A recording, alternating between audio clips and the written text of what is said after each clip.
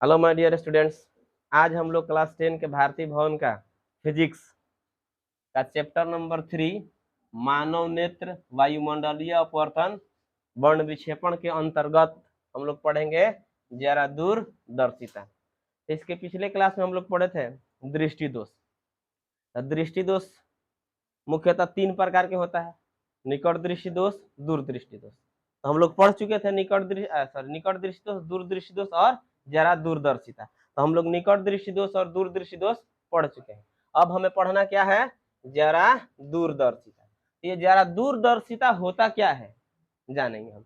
तो सबसे पहले हम थोड़ा सा चलेंगे पीछे निकट दृष्टि दोष और दूरदृष्टि दोष पर, ठीक है। तो निकट दृष्टि दोष और दूरदृष्टि दोष में होता क्या है कि जैसे कि मान लिया जाए कि जो निकट दृष्टि दोष होता है, ठीक है, तो उसमें दूर की वस्तु नहीं दिखाई देता है, बात समझ रहे ना। आज जो दूर दृष्टि दोष होता है उसमें निकट की वस्तु नहीं दिखाई देती, यानी कि एक दूसरे के उल्टा होता है, बात समझ रहे ना। यानी कि निकट में दूर नहीं दिखाई देगा और दूर में निकट नहीं दिखाई देगा, बात समझ रहे ना।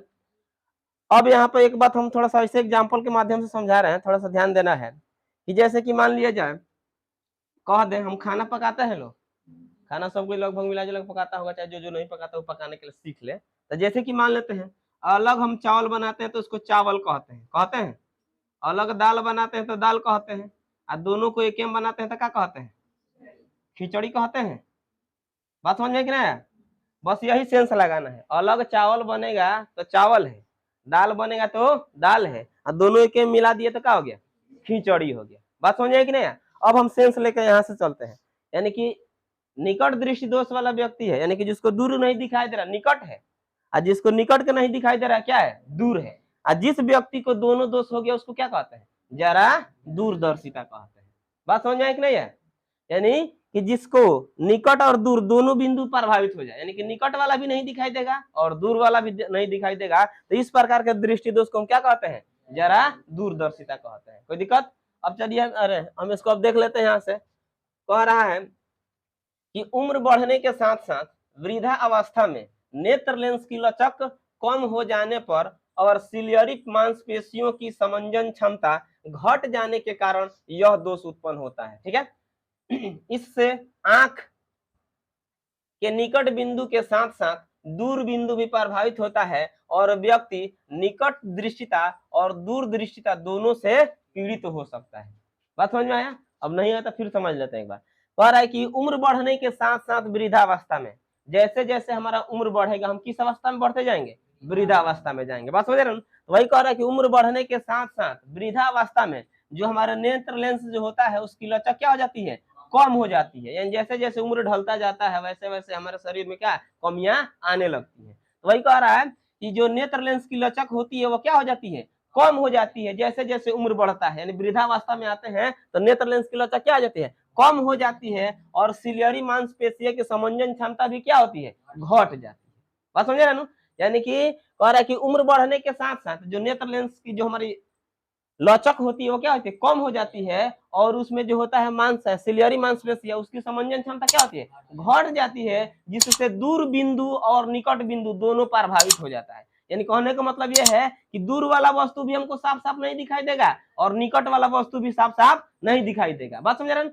कह सकते हैं कि या तो व्यक्ति को निकट दृष्टिता हो जाएगा और नहीं तो दूर दृष्टिता, दोनों से वो क्या हो सकता है, पीड़ित हो सकता है। तो यही कमी या यही दोष क्या कहलाता है, जरा दूरदर्शिता कहलाता है। बात समझे ना। अब बात यहाँ पे है कि इसको दूर कैसे किया जाता है। तो जरा दूरदर्शिता को दूर करने के लिए जो हम जानते हैं कि जब दो बीमारी एक में हुआ तो हम दूरदृष्टि दोष जरा दूरदर्शिता कहेंगे। तो उसी प्रकार जब इलाज भी होगा तो उसके लिए भी हम जानते हैं कि निकट वाला के लिए कौन सा लेंस लगता है, हमको मालूम है ना। यानी कि 3 अक्षर के बीमारी पर 4 अक्षर के इलाज और 2 अक्षर के बीमारी पर 3 अक्षर का इलाज, मालूम है। यानी कि 3 अक्षर का बीमारी कौन है, निकट, तो इसके लिए अवतल का काम, अवतल लेंस का उपयोग करना होगा। और 2 अक्षर की बीमारी है तो इसके लिए 3 अक्षर वाला यानी कि उत्तल लेंस का प्रयोग करना होगा। तो जो हम जब जरा दूरदर्शिता हुआ है तो वहां पर भी तो ये दोनों आएगा, तो दोनों आएगा तो ये दोनों से जो निर्मित लेंस होगा उसी लेंस का इसमें हमें प्रयोग करना है, और उसी लेंस को हम बाइफोकल लेंस कहते हैं। बात समझा। यानी कि जरा दूरदर्शिता को दूर करने के लिए बाइफोकल लेंस से बने चश्मे का व्यवहार किया जाता है। इसमें दो तरह का लेंस लगा रहता है, एक पार्ट ऊपर होता है, दूसरा पार्ट नीचे रहता है। ऊपर वाला जो पार्ट होता है वह दूर की वस्तुओं को देखने के लिए लगाया जाता है, और जो नीचे वाला उसमें पार्ट होता है वहां से कोई भी चीज हमें पढ़ना लिखना होगा तो उसके लिए लगाया जाता है। बात समझे ना? तो जरा दूरदर्शिता को दूर करने के लिए किस प्रकार के लेंस का प्रयोग किया जाता है? बाइफोकल लेंस का प्रयोग किया जाता है। अब बाइफोकल लेंस क्या होता है? तो बाइफोकल लेंस जो होता है उसमें दोनों लेंस लगाए रहते हैं, दोनों लेंस लगा रहता है। कौन कौन? उत्तल लेंस और अवतल लेंस। तो उसका एक भाग ऊपर लगा रहता है, एक भाग नीचे लगा रहता है। तो जो ऊपर वाला भाग होता है वह दूर देखने के लिए लगाया जाता है, और जो नीचे वाला भाग होता है यानी कि वो पढ़ने लिखने के लिए लगाया जाता है। बात समझ में आया? अब चलते हैं आगे। अब देख लेते हैं, इस दोष को दूर करने के लिए बाइफोकल लेंस का व्यवहार करना पड़ता है। तो किस दोष को? जरा दूरदर्शिता को। अब देख लीजिए, जिसमें दो लेंस एक ही चश्मे के ऊपर नीचे लगा दिया जाता है, बताए ना अभी। यानी कि इसमें क्या होता है, दो लेंस लगाया जाता है। जब एक चश्मा बनाया जाता है तो एक चश्मा का आधा भाग दूसरा लेंस रहेगा, आधा भाग दूसरा लेंस रहेगा। ठीक है, अब देख लियो यहाँ फिर अगला पॉइंट है। अगर इस चश्मे का ऊपर वाला भाग दूर की वस्तुओं को देखने के लिए, यानी कि इसमें चश्मा के ऊपर और नीचे दो भाग होता है ना, तो ऊपर वाला भाग से क्या कर सकते हैं? दूर वाले वस्तु को देखा जा सकता है देखने के लिए, तथा नीचे वाला भाग पढ़ने के लिए प्रयुक्त होता है। बात समझ में आया? कोई दिक्कत नहीं ना है? यानी कि अगर हम एक शब्द में कहें, इससे शॉर्टकट में तो कह सकते हैं कि उम्र बढ़ने के साथ साथ क्या होता है, उम्र बढ़ने के साथ वृद्धा अवस्था में नेत्र लेंस की लचक क्या हो जाती है? कम हो जाती है, और सिलियरी मांसपेशियों की समंजन क्षमता घट जाती है, जिससे निकट बिंदु के साथ साथ दूर बिंदु भी प्रभावित होता है। इससे व्यक्ति निकट दृष्टिता या दूरदृष्टिता से पीड़ित हो सकता है। बात समझ रहे हैं? इसको दूर करने के लिए बाइफोकल लेंस का व्यवहार किया जाता है। अब बाइफोकल लेंस में क्या होता है, दो प्रकार के लेंस लगाए रहते हैं। यानी कि बाइफोकल लेंस के द्वारा जो चश्मा बनाया जाता है उसमें दो प्रकार के लेंस लगाए जाते हैं। ऊपर वाला लेंस का प्रयोग हम दूर वाले वस्तु को देखने के लिए करते हैं, और नीचे वाला जो लेंस होता है उसके लिए हम पढ़ने लिखने के लिए उपयोग करते हैं। क्लियर हो गया? अब हम चलते हैं वायुमंडलीय अपवर्तनांक। इससे भी हम लोग थोड़ा बहुत परिचित हैं कि नहीं है?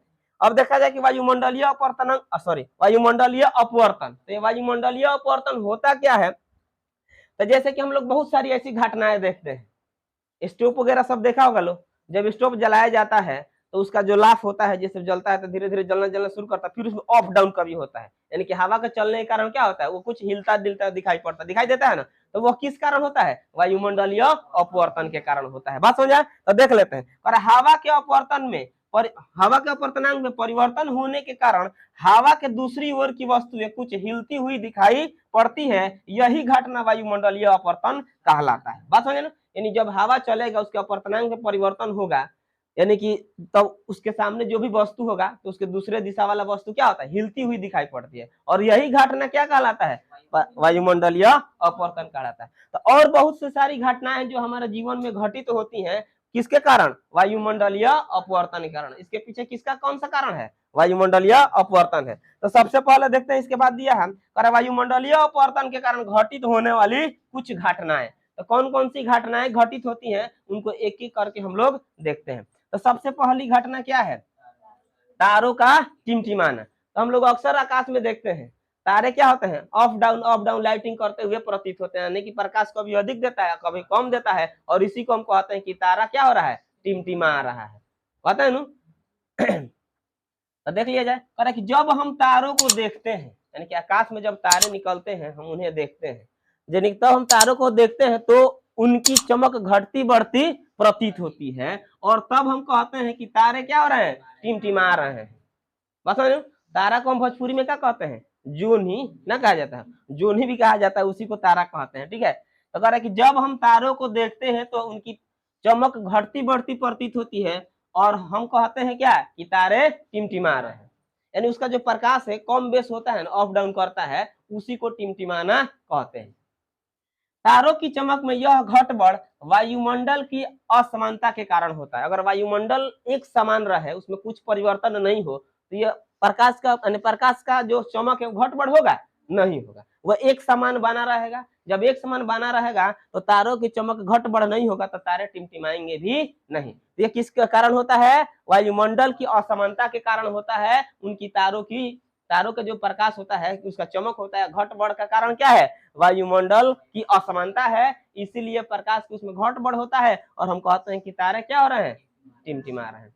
अगर ऐसे बताना है, उसका मेन डिफिनेशन हम बताएं, अगर कारण बताएं कि तारे क्यों टिमटिमाते हैं, अगर क्वेश्चन हमसे पूछा जाए कि तारे क्यों टिमटिमाते हैं, तो हम कह सकते हैं कि कभी कभी मध्यवर्ती वायुमंडल में एकाएक परिवर्तन होने के कारण किरणें एक और अधिक विचलित हो जाती है, जिससे प्रकाश प्रेक्षक से बहुत थोड़े समय के लिए अंशतः या कभी कभी पूर्णतः कट जाता है। इसलिए तारा कभी कम और कभी अधिक प्रकाश देता हुआ मालूम पड़ता है, अर्थात टिमटिमाता है। बात समझ आया? यानी कहने का मतलब ये है कि कभी कभी मध्यवर्ती वायुमंडल में, कभी कभी समटाइम्स, मान ले कभी कभार मध्यवर्ती वायुमंडल में, वायुमंडल के मध्य भाग में, बात समझ रहे ना? तो कभी कभी मध्यवर्ती वायुमंडल समझ आता है ना, यानी कि वायुमंडल का मध्य भाग, तो मध्यवर्ती वायुमंडल में एकाएक परिवर्तन हो जाता है अचानक। बात समझे ना? एकाएक परिवर्तन होने के कारण क्या होता है? किरणें जो होती है वो एक और अधिक विचलित हो जाती है, मुड़ जाती है, एक और अधिक विचलित हो जाती है, जिससे प्रकाश प्रेक्षक से बहुत थोड़े समय के लिए अंशतः या पूर्णतः कट जाता है। प्रेक्षक मतलब क्या? देखने वाला। जैसे मान लो हम देख रहे हैं तो हम क्या हो गए? प्रेक्षक हो गए। यानी प्रेक्षक से बहुत थोड़े समय के लिए अंशतः क्या होता है? या पूर्णतः कट जाता है, और इसलिए तारा कभी कम तो कभी अधिक प्रकाश देता हुआ मालूम पड़ता है, और इसी को हम कहते हैं कि तारा क्या हो रहा है? टिमटिमा रहा है। बात समझ में है? अब आगे चलते हैं। अब यहां से देखा जाए, एक क्वेश्चन हमसे और भी पूछा जा सकता है कि तारे टिमटिमाते हैं लेकिन चंद्रमा और ग्रह नहीं टिमटिमाते हैं, क्यों? बात समझे ना? तो इसके लिए हम थोड़ा सा पहले एक बात बताएंगे। जैसे कि मान लिया जाए कि यहाँ पे मान लिया चंद्रमा हो गया, और यहाँ पे मान लिया जाए क्या है? तारे हैं, और ये मान लिया जाए पृथ्वी है। बात समझ रहे ना? बस सेंस लगाना, दिमाग में बैठा लेना है। यानी कहने का मतलब ये है कि पृथ्वी और जो चंद्रमा है उसकी दूरी क्या है? कम है तारों की तुलना में। अगर बात की जाए कि पृथ्वी से चंद्रमा तारों की दूरी, तो बहुत ज्यादा दूरी है। यानी कि जो तारा है इतना बड़ा बड़ा है, सूर्य से भी कई गुना बड़ा बड़ा होता है, लेकिन दूर होने के कारण छोटा दिखाई पड़ता है। बात समझे? जैसे कि मान लेते हैं लाइटिंग वगैरह लगा रहता है चारों बगल, तो उसमें थोड़ा सा अप डाउन होता है, हम नजदीक है उसके पास, यानी कि जहाँ पर लाइटिंग लगा है चारों तरफ, वहां पर हम खड़े रहते हैं, उसमें थोड़ा सा अप डाउन होता है, तो हमको मालूम चलता है? नहीं चलता है। लेकिन अगर वही दूर है, उसमें थोड़ा सा भी अप डाउन होता है, तो हमको पता चलता है क्या रहा है, इधर उधर मतलब अप डाउन लाइट कर रहा है, होता है ना ऐसा? बस यही सेंस यहाँ पर भी है। यानी कि तारा के तुलना में अगर बात करें चंद्रमा और ग्रह के, तो पृथ्वी के काफी निकट है, इसलिए उसमें थोड़ा सा अगर परिवर्तन भी होता है तो हमको मालूम नहीं चल पाता है। और वही जो तारे हैं क्या है? दूर है, उसमें थोड़ा सा ही परिवर्तन होता है तो फट से पता चल जाता है। अब देख लेते हैं, कह रहे कि तारों की तुलना में, हाँ, तारों की तुलना में चंद्रमा तथा ग्रह पृथ्वी के बहुत निकट है, फलस्वरूप तारों को प्रकाश का लगभग बिंदु स्रोत समझा जा सकता है, जबकि चंद्रमा या ग्रह फैला हुआ अर्थात विस्तृत पिंड जैसा होता है, इसलिए चंद्रमा या ग्रह से आती किरण में वायुमंडलीय घट बढ़ के कारण हुआ थोड़ा विचलन मालूम नहीं पड़ता है। बात समझ कि नहीं? वही बात फिर आगे यहाँ पे, यानी कह रहा है कि तारों की तुलना में जो चंद्रमा और ग्रह है पृथ्वी के क्या है? काफी निकट है, इसलिए यानी कि तारों को हम क्या समझते हैं? एक पिंड का प्रकाश का एक स्रोत समझते हैं। बात समझ ना? लेकिन जो हमारा चंद्रमा और ग्रह है वह फैला हुआ विस्तृत पिंड जैसा, यानी कि बड़ा बड़ा पिंड जैसा दिखाई पड़ता है, इसलिए उसमें थोड़ा सा अगर वायुमंडलीय अपवर्तन के कारण घट बढ़ हो भी जाता है तो हमको मालूम नहीं पड़ता है। इसलिए हम कह सकते हैं कि तारों के अपेक्षा तारे टिमटिमाते हैं लेकिन चंद्रमा और ग्रह टिमटिमाते नहीं। बात समझ आए ना? चलो आज के लिए इतना ही, फिर देखते हैं अगले क्लास में। चलो नोट कर लेंगे।